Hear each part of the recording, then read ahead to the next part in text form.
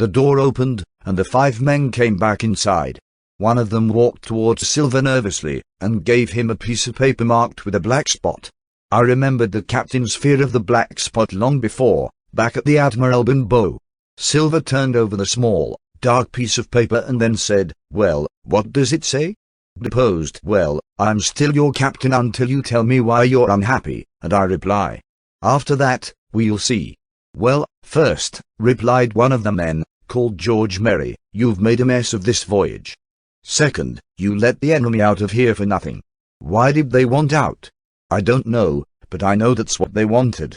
Third, you wouldn't let us shoot as they were leaving. And finally, there's this boy. I made a mess of this voyage, did I?" asked Silver quietly.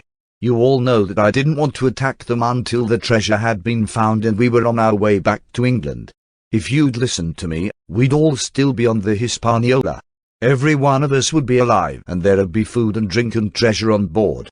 But you men wouldn't do what I told you. Because of what you've done, we could all hang. And isn't this boy a hostage? He might be our last chance. Kill that boy? I wouldn't. Second, the doctor comes here every day to look after that big cut on your head, John, and give you medicine, George. And there's another ship coming, and it's not so long until then. We'll see who'll be glad to have a hostage when that time comes. Third, you asked me to bargain. And if I hadn't made a bargain, we'd all have starved. And this is why I did it," he shouted, and he threw a paper down in front of him. It was the treasure map, complete with the 3 red crosses. The mutineers jumped on the map like 5 cats on a mouse. They were so excited that you would have thought they were actually getting their hands on the gold itself. Soon, however, Merry said, "This is all very good, but how are we going to get away without a ship?"